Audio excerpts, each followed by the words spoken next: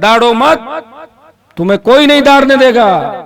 खींवसर में दो ही विचारधारा है, एक हनुमान बेनीवाल और दूसरा ये गढ़। ये दो ही लड़ाई है, तीसरा तो है ही नहीं कोई यहाँ पे। गढ़ किलों के सामने नाचते हैं, अपनी मर्यादा भूल गए, अपनी संस्कृति भूल गए, उनकी रगों में किसका खून दौड़ रहा है वो भी भूल गए। सत्ता के लालच के अंदर इतने अंधे हो गए कि अपने ही लोगों को भूल के मंत्री हैं, उनका मुख्यमंत्री बोस है और मेरी बोस जनता है। लेकिन रोड पर निकलते हुए दुर्भाग्य देखिए, एक वीडियो चल रहा है सोशल मीडिया पे। कायदा तो यह था कि खींवसर के जो राजा हैं उनको बावरी समाज के लोगों पे फूल बरसाने चाहिए आज, कि नई शुरुआत हो रही है खींवसर की धरती पे। हम तो कर नहीं पाए 70 साल में। वो किसान का बेटा हनुमान बेनीवाल यहाँ छात्रावास बना के एक संदेश दे रहा राजस्थान के अंदर, लेकिन दुर्भाग्य से इंदिरा बावरी, सोना बावरी का पोस्टर उनको नहीं सुहाया और अपनी हाइड्रो जेसीबी लाके और उन पोस्टरों को फाड़ के ये संदेश दिया कि हमारी सोच वही है जो 150 साल पहले थी, हम किसी को देखना भी नहीं चाहते। तुम्हारे देखने थोड़ी होगा। ये खींवसर में देख रहा हूं, लगातार 8 बार जीत रहा हूं, रोज आ रहा हूं, लेकिन मैं ध्यान रखता हूं सबका। मैंने आपको क्या कहा, मैं सर्व समाजों का ध्यान रखता हूं।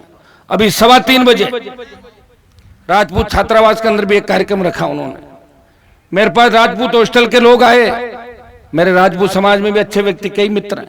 उन्होंने मुझे कहा, हनुमान जी जब तक आप पे लोग कहते हैं कि हनुमान जी तो जातिवादी नेता है, वो तो जाट समाज के अलावा किसी का काम ही नहीं करते। अरे मैंने कहा मैं तो लड़ता ही दूसरे समाजों के लिए, 25 साल दूसरे समाजों के लिए लड़ते लड़ते सड़कों पे बिता दिए मैंने, हर समाज की लड़ाई लड़ी। तो उन्होंने कहा कि राजपूत समाज की छात्रावास के लिए आप लाइब्रेरी बनाओ। मैंने कहा पैसे कितने चाहिए? कि 10 लाख। मैंने कहा ले जाओ। तो अब मैंने उनको कहा कि 10 लाख में तो बनेगी नहीं, 15 लाख में बनेगी। तो कह रहे साहब 10 में बिल्डिंग बनाएंगे, हम उद्घाटन आपसे ही कराएंगे।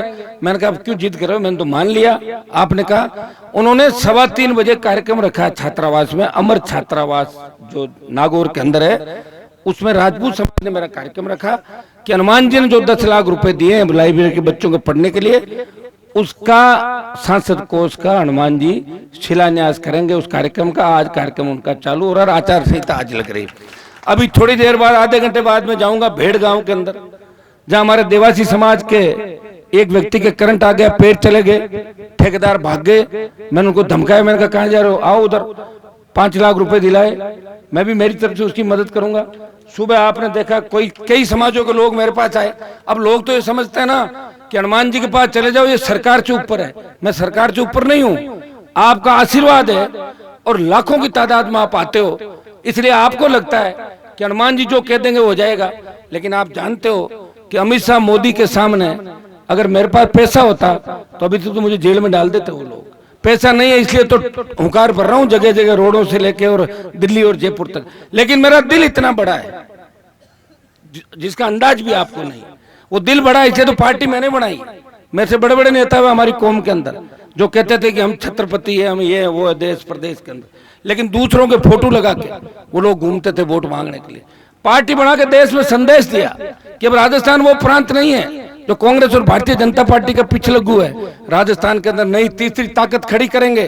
सोना जी भी जब पहली बार विधायक बनी थी तो तीसरी पार्टी से विधायक बनी थी।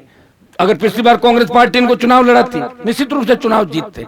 लेकिन जो होशियार है, मजबूत है, गुटों में बटी कांग्रेस और गुटों में बटी भारतीय जनता पार्टी कभी भी मजबूत व्यक्ति को दूसरी तीसरी बार मौका नहीं देते। इस बात का हमेशा ध्यान रखना। उनको ऐसे लोग चाहिए जो डफोर हो, जो कोई काम करने लायक नहीं हो, उनको अच्छे पदों में बिठा देंगे और उनको गांव में भेजेंगे। देखो देखो आपके समाज का हमने मंत्री बनाया, देखो आपके समाज का एमपी बनाया, लेकिन उसकी जबान पे ताला लग जाता है। जब कौम की किरकिरी लोकसभा विधानसभा के अंदर होती है तो पानी पेशाब करने चले जाते हैं और विधेयक पास होने के बाद आते हैं। क्या हुआ कि मैं तो पेशाब करने गया, क्यों? तो ध्यान को नहीं बिल आना तो बोलती तो पार्टी से बाहर निकाल देते भाई। तो कौन बोलेगा बताओ? और जो बोलता है उसे बाहर जाना पड़ता है, और जो लड़ता है वो उसकी जान भी जा सकती है। लड़ाई तो लड़ी और देश में बात चली। तेजाजी महाराज के जयकारे के साथ रामसा पीर का जयकारा भी लगाया, 36 कौम का जयकारा लगाया। लोग ये नहीं सोचते हनुमान बेनीवाल पाबू जी का जयकारा भी लगाता है। गोगा जी महाराज का भी लगाता है। तमाम सर्व समाज के जो जो देवता हुए, लोक देवता हुए, और उन सब के जयकारे के साथ वो सर्व समाज और 36 कौम को आगे लेके चल रहा है। एमपी कोटे का बजट आप देखोगे, आज वायरल होगा मेरा बजट, और जो मैंने दिया, आज ट्यूबवेल भी निकलेंगे जितने सारे, उसमें आप देखोगे कि मेघवाल की ढाणी, बावरी की ढाणी, हमारे भील नाइक की ढाणी, रेगर की ढाणी, गाडरिया लुहार की ढाणी, तमाम उन गरीब व्यक्तियों के घर पे लाइट, पानी, स्कूल, बिजली, सड़क, उसकी व्यवस्था करने का काम किया। बातें नहीं की मैंने। गजेंद्र सिंह जी मंत्री थे 5 साल बिजली के। 5 साल के अंदर राजपूत समाज के लोग कहते थे कि मंत्री जी के पास जब जाते थे तो कहते थे 1 मीटर भी केबल नहीं दिलाऊंगा, मैं नियम कायदे से चलता हूं। फिर भी लोगों ने वोट डाले। और एक हनुमान बेनीवाल है, अगर राजपूत समाज का कोई व्यक्ति भी आ गया, उन्होंने कहा साहब लाइट नहीं है मेरे यहाँ पे, माइनिंग कर सकता हूं क्या, तांतवास भोजास कर्णों की साइड में। मैंने कहा इच्छा है क्या आपकी? बोले हाँ तो कर लो। दूर कितने के लाइट? बोले नजदीक है। तो केबल है कि नहीं है? तो ले जाओ, दिलवा देता हूं। और है तो लाके जोड़ लो, कोई दिक्कत होगी मैं बैठा हूं ना, आप चिंता क्यों कर रहे हो। इस खींवसर की 80,000 ढाणियों के अंदर अगर उजाला किया तो आपके सांसद ने इस खींवसर का सम्मान पूरे देश के अंदर बढ़ाया, पूरे प्रदेश के अंदर बढ़ाया। और भाइयों, जो मेरे विरोधी थे, विरोधियों को तो भगा दिया मैदान से मैंने।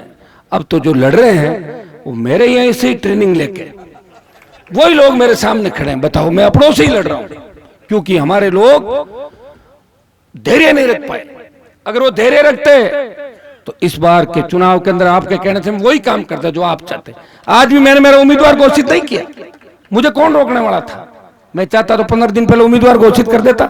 मैंने पिछली बार भी कहा था मेरे परिवार से राजनीति को बाहर निकालो, मैं अकेला बहुत हूं। अगर आदमी 70-80 साल का हो जाता है तब उसके मन में पुत्र मोह, पोते का, बेटी का, पत्नी का होता है कि भाई मेरी पत्नी लड़े, बेटा लड़े, मेरा भाई लड़े। लेकिन मैं तो जवान हूं, जवान आदमी लड़ रहा है और विधायक बना भी देता हूं।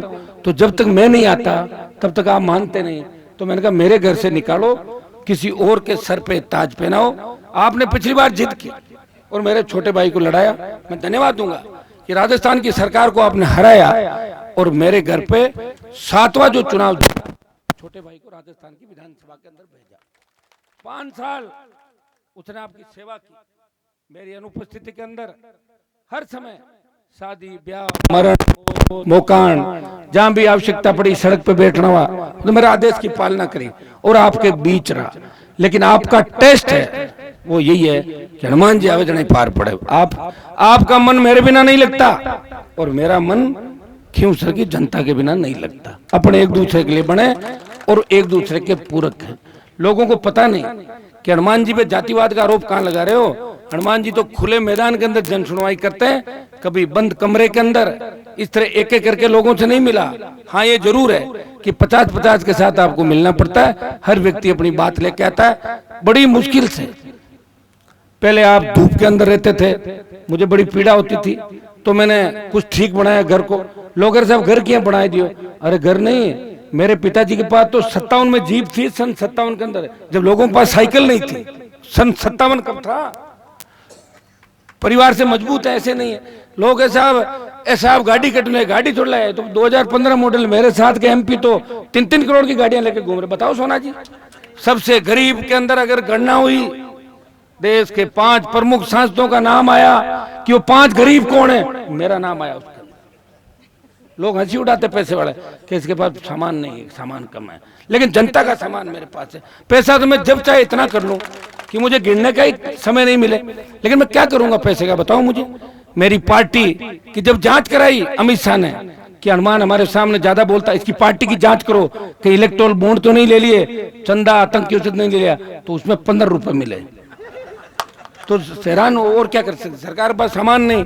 भाई अगर हमें कोई गिरफ्तार भी कर ले, इनको पता का आसानी से तो करेंगे नहीं, और कर भी ले तो 4-5 नुकसान अगले का ही होगा।